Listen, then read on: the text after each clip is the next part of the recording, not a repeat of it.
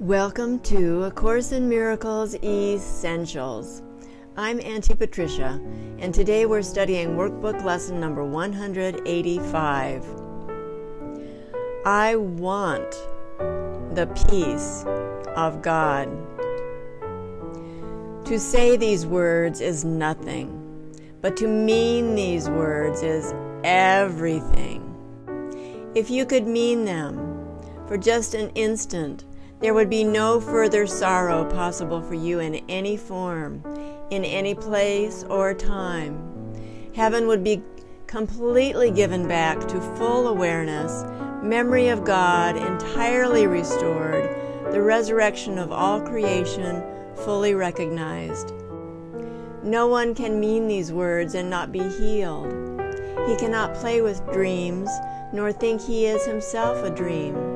He cannot make a hell and think it real. He wants the peace of God, and it is given him. Many have said these words, but few indeed have meant them. You have but to look upon the world that you see around you to be sure how very few they are.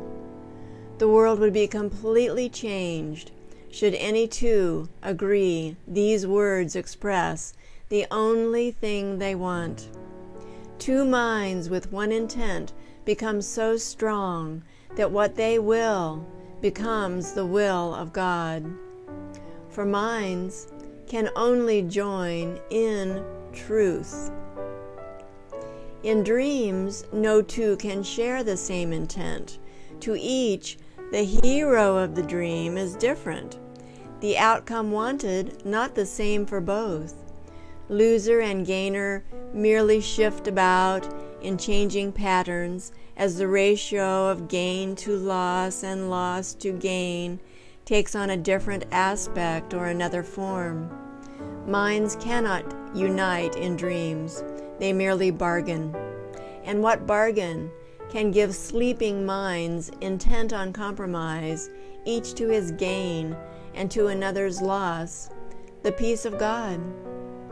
To mean you want the peace of God is to renounce all dreams. For no one means these words who wants illusions. He has looked on them and found them wanting. Now he seeks to go beyond them, recognizing that another dream would offer nothing more than all the others. He has learned their only difference is one of form. For one will bring the same despair and misery as do the rest. The mind, which means that all it wants is peace, must join with other minds, for that is how peace is obtained. And when the wish for peace is genuine, the means for finding it is given. In a form, each mind that seeks for it in honesty can understand. Let us today devote our practicing to recognizing that we really mean the words we say. We want the peace of God. This is no idle wish. These words do not request another dream be given us. They do not ask for compromise, nor try to make another bargain in the hope that there may yet be one that can succeed where all the rest have failed. To mean these words acknowledges illusions are in vain, requesting the eternal in the place of shifting dreams which are one in nothingness. Today, devote your practice periods to careful searching of your mind to find the dreams you cherish still. What do you ask for in your heart? Consider only what you believe will comfort you and bring you happiness.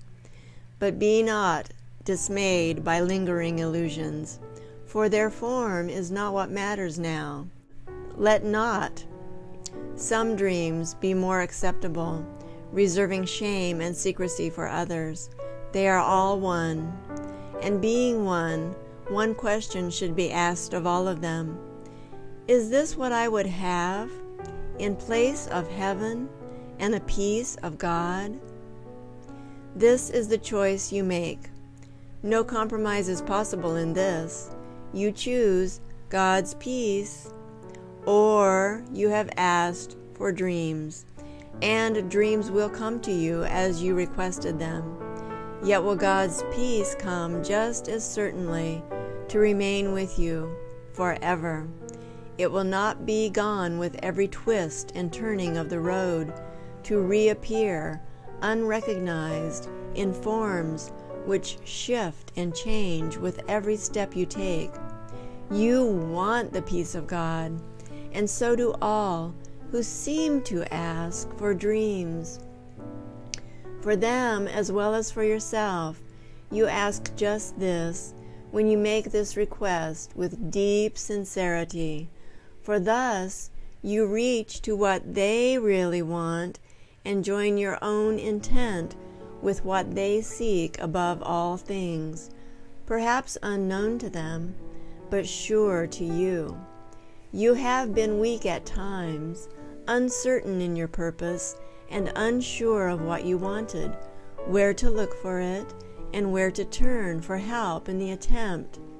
Help has been given you, and would you not avail yourself of it by sharing it? No one who truly seeks the peace of God can fail to find it, for he merely asks that he deceive himself no longer by denying to himself what is God's will. Who can remain unsatisfied who asks for what he already has? The peace of God is yours. For you was peace created, given you by your Creator, and established as his own eternal gift. How can you fail when you only ask for what he wills for you? And how could your request be limited to you alone? No gift of God can be unshared. It is this attribute that sets the gifts of God apart from every dream that ever seemed to take the place of truth. No one can lose. Everyone must gain whenever any gift of God has been requested and received by anyone. God gives only to unite. To take away is meaningless to him. And when it is as meaningless to you, you can be sure you share one will with him, and he with you. And you will also know you share one will with all your brothers, whose intent is yours. It is this one intent we seek today, uniting our desires with the need of every heart, the call of every mind, the hope that lies beyond despair, the love that attack would hide, the brotherhood that hate has sought to sever, but which still remains as God created it. With help like this beside us, can we fail today as we request the peace of God be given us? So thank you for coming. Please come back tomorrow for lesson number 186.